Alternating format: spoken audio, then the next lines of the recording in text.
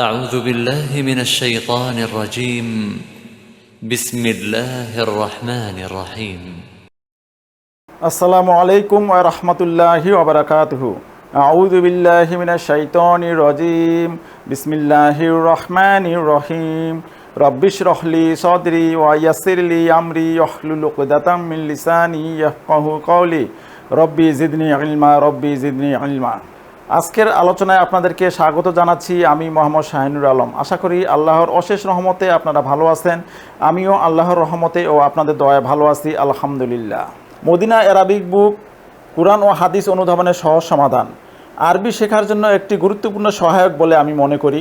যারা কুরআনের ভাষা আরবি ভাষা শিখতে আগ্রহী তাদের জন্য এই বইটি একটি গুরুত্বপূর্ণ সহায়ক। যারা বইটি সংগ্রহ করতে ইচ্ছুক, ডিসক্রিপশন বক্সে আমার হোয়াটসঅ্যাপ নাম্বার দেওয়া থাকবে, আপনারা সেই নাম্বারে যোগাযোগ করে বইটি সংগ্রহ করতে পারবেন ইনশাআল্লাহ। আমরা আরবি হরফ নুনের ব্যবহার নিয়ে আলোচনা করছিলাম।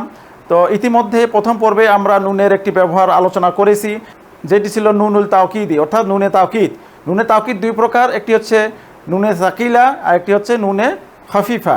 তো এই দুইটি নিয়ে আমরা বিস্তারিত আলোচনা গত পর্বে করেছি।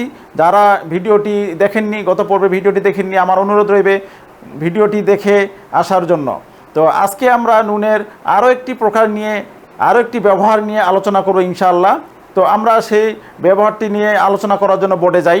তো আরেকটি যে ব্যবহার নিয়ে আলোচনা করব সেটি হচ্ছে নুনুল উইকায়া। নুনুল উইকায়া, এটা অনেকে নুনে বেকায়া বলে, অনেকে এটি নুনে বেকায়া বলে। নুনে বেকায়া আসলে উচ্চারণ হবে নুনুল উইকায়া। তো এই ছিল আর নুনের আরও একটি ব্যবহার। তো এটি আসলে কি, এই নুনেল উইকায়া এটি কি ধরনের নুন, এটা কিভাবে আসে, এর পদ্ধতিটি কি? এর অর্থ হচ্ছে আল উইকায়া অর্থ হচ্ছে রক্ষা করা। আল উইকায়া অর্থ হচ্ছে রক্ষা করা। তো কি রক্ষা করে সেটি আমরা দেখব একটু পরে। তো এখানে এই নুনকে বলা হচ্ছে রক্ষাকারী নুন। নুনুল উইকায়া মানে হচ্ছে রক্ষাকারী নুন। নুনুল উইকায়া মানে হচ্ছে রক্ষাকারী নুন। এটি কি রক্ষা করে, কিভাবে রক্ষা করে, এটি আমরা বিস্তারিত সামনে আসছি। তো দ্বিতীয় যেই বৈশিষ্ট্যটি আমি উল্লেখ করেছি সেটি হচ্ছে এটি দুটি কালিমা বা শব্দের মধ্যে সম্পর্ক রক্ষা করে। এটি দুটি কালিমা, অর্থাৎ দুটি কালিমা বা দুটি শব্দের মধ্যে সম্পর্ক রক্ষা করে। তারপরে গ নম্বরে ফেইলের শেষে, অর্থাৎ ক্রিয়ার শেষে এসে ফেইলের গঠনটাকে রক্ষা করে। এই যে এখানে আমরা দেখলাম এটি রক্ষাকারী নুন। কি রক্ষা করে? এটি ফেইলের শেষে আসে, ফেইলের যে গঠনটি রয়েছে সেই গঠনটিকে রক্ষা করে, অর্থাৎ গঠনটিকে ভেঙে দেয় না। এরপরে হচ্ছে ফেইলের শেষে কর্ম বা অবজেক্ট হিসেবে ইয়া আসলে এই নুনটি তখন আসে। ঠিক আছে, ফেইলের শেষে যখন কর্ম বা অবজেক্ট হিসেবে ইয়া আসে তখন এই নুনটি আসে, তখন এই যে অবজেক্ট এবং ফেইলের মাঝখানে এই নুনটি আসে। এটি হচ্ছে নুনুল উইকায়া। তো এখানে এই ইয়া মানে হচ্ছে আমার, একে বলে ইয়া মুতাকাল্লিম। আমরা এই বিষয়গুলো পূর্বে জেনেছি, আমার ভিডিওগুলো আপনারা দেখবেন, সেগুলোতে পাবেন। ইয়া মুতাকাল্লিম অর্থাৎ এর অর্থ হচ্ছে আমার, ঠিক আছে, বা আমাকে, আমার বা আমাকে। যদি কর্ম হিসেবে আসে তাহলে আমাকে, আর যদি পসেসিভ কেসে আসে তাহলে হচ্ছে আমার। এটি আমরা মনে রাখবো। তো এই ইয়া মুতাকাল্লিম এটি হচ্ছে উত্তম পুরুষের সর্বনামটি হচ্ছে উত্তম পুরুষের, এটি আমরা মনে রাখবো। তাহলে নুনুল উইকায়ার বৈশিষ্ট্য কি, চারটি কী নিলাম, সেটি হচ্ছে এটি হচ্ছে রক্ষাকারী নুন। হ্যাঁ, এটি দুটি কালিমার মধ্যে সম্পর্ক রক্ষা করে। এটি কি হয়েছে, এটি ফেইলের শেষে এসে ফেইলের গঠনটাকে রক্ষা করে। ফেইলের শেষে কর্ম বা অবজেক্ট হিসেবে যখন ইয়া মুতাকাল্লিম আসে তখন এই নুনটি আসে। তো আমরা উদাহরণ দিলে জিনিসটি আরও পরিষ্কার হয়ে যাবে। তো আমি উদাহরণে আসি। আমরা যখন কোনো ইসিমের সাথে কোনো দমিরুন মুত্তাসিলুন অর্থাৎ সংযুক্ত সর্বনাম যুক্ত করি তাহলে কিভাবে যুক্ত করি? যেমন কলামুন মানে হচ্ছে একটি কলম, এর সঙ্গে আমি যদি যুক্ত করি যে তার কলম, তাহলে কি হবে? এর সঙ্গে তার হু যুক্ত হবে। হ্যাঁ, কলামুনের সাথে হু যুক্ত হবে। তাহলে কিভাবে যুক্ত হবে? কলামুহু অর্থাৎ তার কলম, এর অর্থ হইল তার কলম। এটি হচ্ছে মুদফ, এটি হচ্ছে মুদফ ইলাইহি। মুদফ এবং মুদফ ইলাইহি আমার বেসিক এই চ্যানেলে বেসিক অ্যারাবিক ল্যাঙ্গুয়েজ নামে একটা প্লেলিস্ট রয়েছে, সেখানে মুদফ ও মুদফ ইলাইহি সম্পর্কে আলোচনা করা আছে, আপনারা সেখানে দেখে আসতে পারেন। এখানে এই বিষয়টি যদি বিস্তারিত আলোচনা করি তাহলে দেখা আছে মূল যে বিষয়টি সেই বিষয়টি বোঝাতে সময় লাগবে। তাহলে এখানে আমরা বললাম কলামুনের সঙ্গে তার যুক্ত করলে হয়ে গেল কলামুহ। তো এই হু হচ্ছে কি দমিরুন মুত্তাসিলুন বা সংযুক্ত সর্বনাম বা অ্যাটাচড প্রোনাউন। আচ্ছা, এর সঙ্গে কলামুনের সঙ্গে যখন আমি তোমার যুক্ত করব অর্থাৎ কা যুক্ত করব তাহলে কি হলো কলামু কা, তোমার কলম, রাইট, কলামু কা। এর সঙ্গে যখন আমি স্ত্রীবাচক যে সর্বনাম হা যুক্ত করব তাহলে কি হবে, সব কিন্তু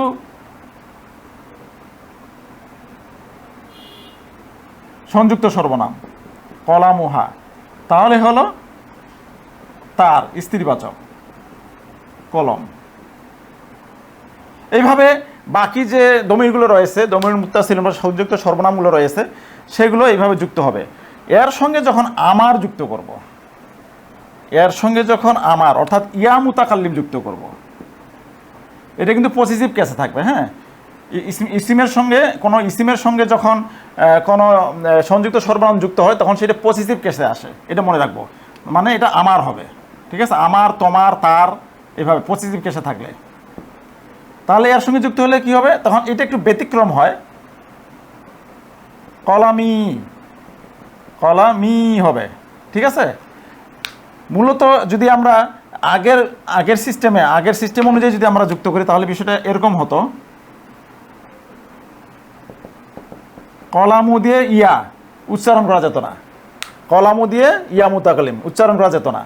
এই উচ্চারণের সুবিধার্থে তখন ইয়ার পূর্বে যে হরফটি রয়েছে এখানে জের দেওয়া হয়, তাহলে কলামি অর্থাৎ আমার কলম, এটা আমরা মনে রাখবো যে ইয়া সাকিন যদি শেষে থাকে তাহলে সেক্ষেত্রে কি হয়, তার পূর্বের হরফে সেটি জের নেয়, অর্থাৎ ইয়ার সাথে মিলিয়ে পড়ার জন্য কলামি, তাহলে হয়ে গেল আমার কলম।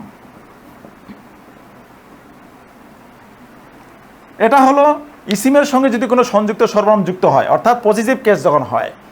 তো ইসিমটা যখন এইভাবে কলামু থেকে কলামি হয়, ইসিমের ক্ষেত্রে কিন্তু কোনো প্রবলেম নেই, এটি পরিবর্তন হতেই পারে, কিন্তু ফেইলের গঠনটা কিন্তু ফিক্সড, ঠিক আছে, ফেইল বা ক্রিয়ার গঠনটা ফিক্সড, একে ভাঙা যায় না, ঠিক আছে। তো যখন ফেইলের সঙ্গে এই দমিরুন মুত্তাসিলুনগুলো যুক্ত হয় তখন সেটি হয়ে যায় কিন্তু অবজেক্ট বা কর্ম, তখন সেটি অবজেক্ট বা অবজেক্টিভ কেসে চলে যায়, ঠিক আছে, কর্মবাচকে চলে যায়, তখন কিন্তু সেটি হয়ে যায়, কি হয়ে যায় সেটা দেখতেছি। যেমন আমি যদি একটা ফেইল নেই, দরাবা মানে হচ্ছে প্রহার করা, ঠিক আছে, সে প্রহার করলো, দরাবা মানে হচ্ছে সে প্রহার করলো। তো এর সঙ্গে যখন আমি দমিরুন মুত্তাসিলুন সংযুক্ত সর্বনাম হু যুক্ত করব তখন কিন্তু এটা কিন্তু তখন অবজেক্টিভ কেসে আসবে।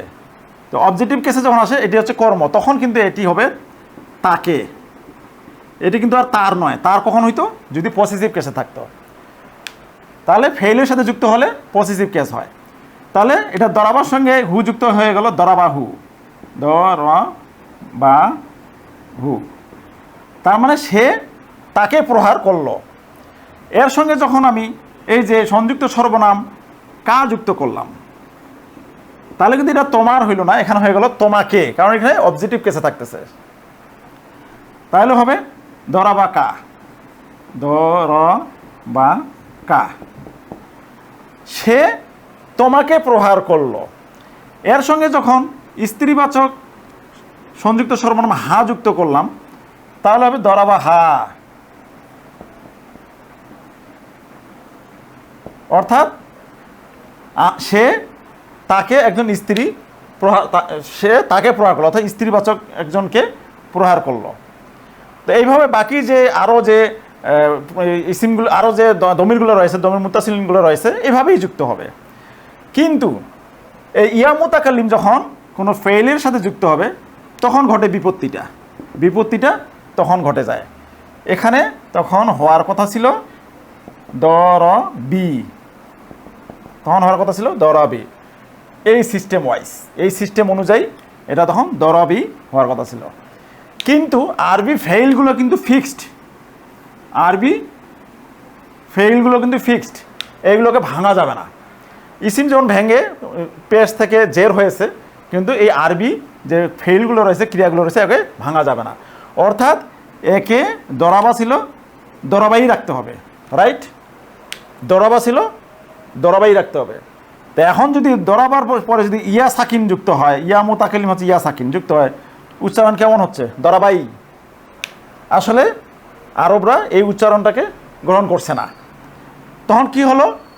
তখন এই ইয়াটাকে ই উচ্চারণের জন্য তখন কি করলো? এর সঙ্গে একটা অতিরিক্ত নুন যুক্ত করে দিল, অতিরিক্ত একটা নুন যুক্ত করে দিল।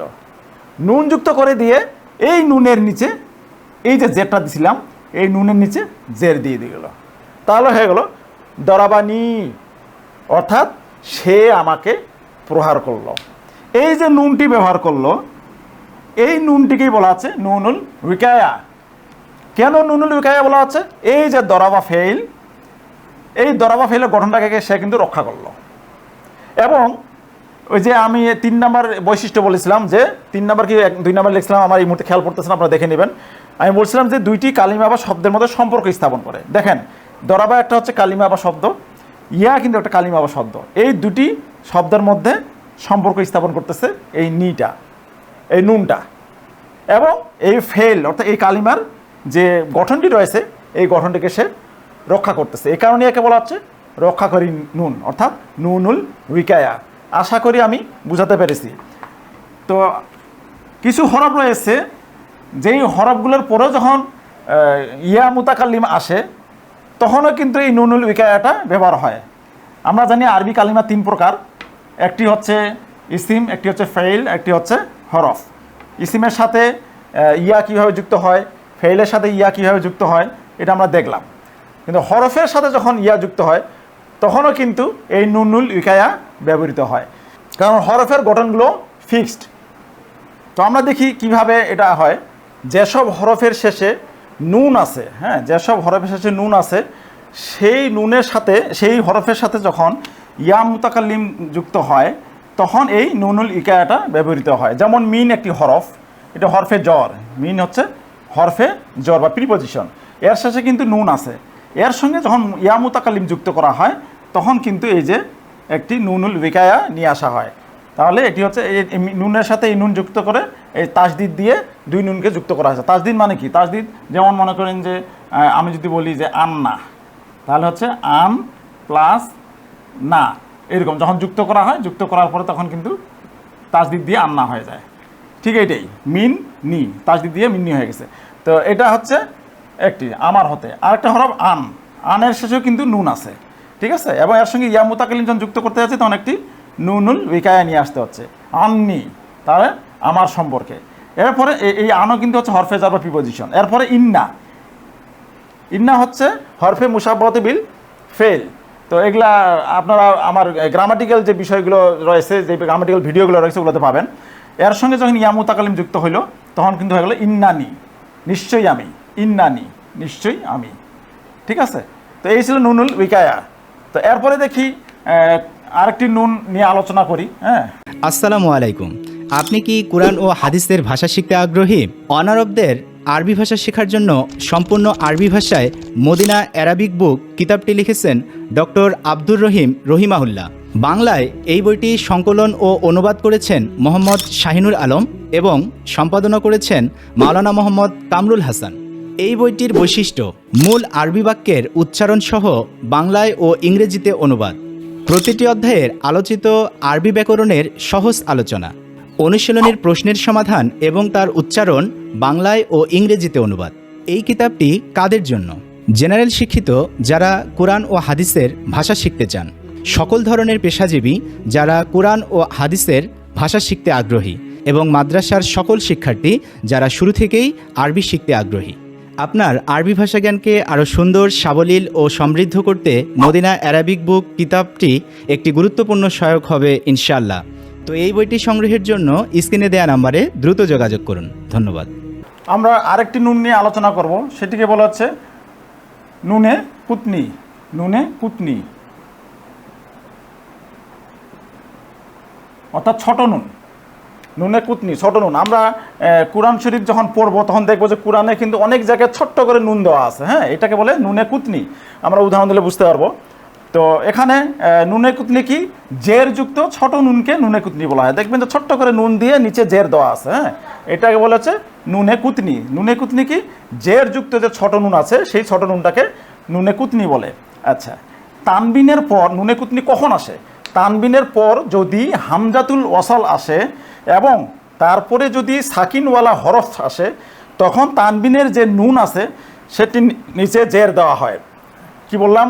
তানবিনের পর যদি হামজাতুল ওয়াসাল আসে। হামজাতুল ওয়াসাল কী জিনিস? এই হামজাতুল ওয়াসাল সম্পর্কে আলোচনা আমার আছে basic Arabic language. Basic Arabic ল্যাঙ্গুয়েজে হামজায়ের প্রকারভেদ নামে একটা ভিডিও আছে, সেখানে আপনারা দেখে আসেন যে হামজাতুল ওয়াসালটা কী। হামজাতুল ওয়াসাল হচ্ছে এমন একটি হামজা, যেই হামজাটি বাক্যের মাঝে যদি আসে তাহলে সেটি আর উচ্চারণ হয় না, লিখতে আসে কিন্তু উচ্চারণ হয় না, কিন্তু যখন বাক্যের শুরুতে আসে তাহলে সেটি তখন আবার উচ্চারিত হয়। এটি হচ্ছে হামজাতুল ওয়াসাল। সেই হামজাতুল ওয়াসাল যদি তানবিনের পরে আসে এবং তারপরে যদি সাকিনওয়ালা হরফ থাকে, ঠিক আছে, হামজাতুল ওয়াসালের যদি হামজাতুল ওয়াসালটা তানবিনের পরে আসে এবং সেই হামজাতুল ওয়াসালের পরে যদি সাকিনওয়ালা হরফ আসে, তখন তানবিনের নিচে যে নুন আছে সেটির নিচে জের দেওয়া হয়। তো এখন কথা হচ্ছে যে তানবিনের যে নুন আছে, তানবিনের নুন মানে তানবিনের নুন কোনটা? তানবিনের নুন বোঝাতে গেলে একটু আমাকে উদাহরণ দিতে হবে। সেটি হচ্ছে, যেমন আমরা যদি বলি যে বান, বা দুই জবর বান, এটি তো তানবিনের উদাহরণ, তাই না? তানবিন, তানবিন মানে কি, দুই জবর দুই জের দুই পেশকে তানবিন বলে। তো তানবিনের নুন কোথায় এখানে? তো এই তানবিনটা মূলত ছিল হয়েছে এইভাবে, বা জবর বা প্লাস নুন সাকিন, বান। তার মানে এটি ছিল এরকম, বান, এই যে বা দুই জবর বান আর বা নুন জবর বান, এই যে তানবিনের নুন, এটাকে বলা হচ্ছে তানবিনের নুন। ঠিক আছে, আমি বুঝাতে পারছি কিনা জানি না। বায়ের উপরে দেখেন তানবিন দিলাম জবর, ঠিক আছে, তাহলে এটাকে যদি আমরা ভেঙে দিই তাহলে হচ্ছে বা জবর বা আর এখানে নুন সাকিন, অর্থাৎ বা নুন জবর বান। এই বান কিন্তু এই বানের সাথে মিলে গেল। ওই একইভাবে বিন, একইভাবে বিন, ঠিক আছে, বিন আসলে বা নুন জের বিন, এই যে তানবিনের নুন, বুন, একই কথা, ঠিক আছে। তো এইটাই বলছে যে এই তানবিনের নিচে, এই যখন তানবিনের নুন, এই তানবিনের নুনের নিচে তখন জের দেওয়া হয়, ঠিক আছে। এটাই বলছে যে তানবিনের পর যদি হামজাতুল ওয়াসাল, অর্থাৎ যেই হামজাতুল ওয়াসাল উচ্চারণে আসে না, বাক্যের মাঝখানে আসলে উচ্চারণে আসে না, লিখতে আসে, সেই হামজাতুল ওয়াসালের পরে যদি সাকিনওয়ালা হরফ আসে তাহলে সেই তানবিনের যে নুন রয়েছে তার নিচে জের দেওয়া হয়। তো আমরা উদাহরণে আসি। এই যে এখানে উদাহরণ, প্রথমে হচ্ছে একটি শব্দ নুহুন, নুহুন, এরপর হচ্ছে ইবনুহু, নুহুন ইবনুহু। তা ইবনুনের এই হামজা কিন্তু হচ্ছে হামজাতুল ওয়াসাল, অর্থাৎ এটি দুটি শব্দের মাঝে যখন আসবে তখন এটি উচ্চারণ হবে না, ঠিক আছে, এটি উচ্চারণ না। তাহলে এই দুটি শব্দ যখন আসলো তখন এটি যদি উচ্চারণ না হয়, এই হামজাতুল ওয়াসালের পরে আসে হচ্ছে সাকিনযুক্ত হরফ, তাহলে এটি আর উচ্চারণ করা যাবে না, ঠিক আছে, উচ্চারণ করা যাচ্ছে না।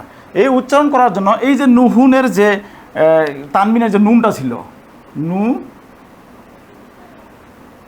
হু,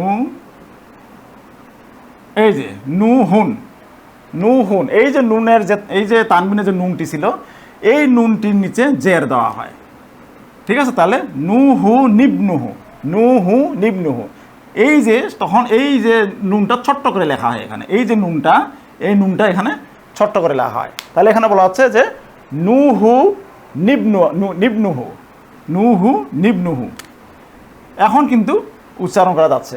তাহলে আমরা কায়দারা কি দেখলাম যে তানবিনের পরে যদি হামজাতুল ওয়াসাল আসে এবং তারপরে যদি সাকিনযুক্ত হরফ আসে, তাহলে এই তানবিনের যে নুন আছে সেই নুনের নিচে জের দেওয়া হয়। আমরা কোরআন মাজিদে কিন্তু প্রয়োজনে আপনারা আজকে ভিডিওটা দেখতেছেন, আজকেই আপনারা কোরআন মাজিদে দেখবেন যে ছোট নুন এইভাবে আছে, ঠিক আছে, নুহু নিবনুহু, ঠিক আছে, এই যে আসলো। এরপরে হচ্ছে আরেকটি উদাহরণ, বি গুলামিন, বি গুলামিন ইসমুহু। এখানে দেখেন ইসমুনের এই হামজা কিন্তু হামজাতুল ওয়াসাল, একে কিন্তু উচ্চারণ করা যাবে না, উচ্চারণে আসবে না। তাহলে এই হামজাতুল ওয়াসালের পরে কিন্তু সাকিনযুক্ত হরফ আসছে। এরকমই এই মিনের, এই তানবিনের যে নুন ছিল, এই নুনটা নিচে জের দিয়ে মিলাই পড়ানো হচ্ছে, বি গুলামিন ইসমুহু, বি গুলামিন ইসমুহু। ঠিক আছে। এরপরে সূরা হুমাজাতে দেখবেন যে এখানেও কিন্তু আছে, যেমন প্রথম লাইনটা শেষটা হচ্ছে হুমাজাতিন লুমাজা, হুমাজাতিন লুমাজাতিন। ঠিক আছে, এখানে এটা ছিল হুমাজাতিন লুমাজাতিন। এখন পরের যে আয়াতটি, পরের আয়াতের সঙ্গে যখন আমি মিলিয়ে পড়তে যাব, তখন এখানে দেখেন প্রথমে আছে হচ্ছে হামজাতুল ওয়াসাল, এটা কিন্তু উচ্চারণে আসবে না। ঠিক আছে। তো এরপরে আপনি বলতে পারেন যে এরপরে তো তাসদিদ যুক্ত হরফ আছে, এখানে সাকিন কই? আসলে এখানেও সাকিন আছে। কিভাবে? আল্লাযী, আল্লাযী হচ্ছে এই যে আল, তারপরে এই যে আল লা জি, অর্থাৎ তাসদিদকে ভেঙে দিলে দেখেন যে এখানে লামের উপর কিন্তু সাকিন পাওয়া যাচ্ছে। তাহলে কি? তাহলে হচ্ছে এই তানবিনের পরে হামজাতুল ওয়াসাল এবং তারপরে কিন্তু সাকিনযুক্ত হরফ রয়েছে। সেই ক্ষেত্রে তখন একটি ছোট্ট নুন দিয়ে এটাকে পড়া হয়। তখন কি পড়া হয়? এভাবে হুমাজাতিল লুমাজাতিনিল্লাযী। ঠিক আছে। যখন আমি প্রথম লাইনের সাথে দ্বিতীয় লাইন মিলিয়ে পড়বো তখন কিন্তু এভাবে পড়তে হচ্ছে হুমাজাতিল লুমাজাতিনিল্লাযী। ঠিক আছে। তো এই ছিল আজকের নুনের ব্যবহার। আমরা এর আগে একটি ব্যবহার পড়েছি নুনে তাওকিদ, আজকে দুটি ব্যবহার পড়লাম, একটি হচ্ছে নুনে কুতনি আর একটি হচ্ছে নুনুল উইকায়া। তো এই যে দুটি পড়লাম, আশা করি আপনারা এই ভিডিও থেকে উপকৃত হয়েছেন, নিশ্চয়ই আপনারা কিছু শিখেছেন। যদি বিন্দুমাত্র কিছু আপনারা শিখে থাকেন তাহলে আমার অনুরোধ থাকবে আপনারা ভিডিওটি লাইক কমেন্ট শেয়ার দিয়ে পাশে থাকবেন এবং আমার চ্যানেলটিকে সাবস্ক্রাইব করবেন। চ্যানেল সাবস্ক্রাইব করলে পরবর্তীতে যে নতুন ভিডিওগুলো আসবে সেই ভিডিওগুলো আপনারা নোটিফিকেশন পেয়ে যাবেন। তো আজকে এ পর্যন্তই। আগামী পর্বে আবারও অন্য কোনো ব্যবহার নিয়ে, নুনের ব্যবহার নিয়ে আমরা আবার হাজির হব ইনশাআল্লাহ। তো সে পর্যন্ত ভালো থাকবেন, সুস্থ থাকবেন। আসসালামু আলাইকুম ওয়া রাহমাতুল্লাহি ওয়া বারাকাতুহু।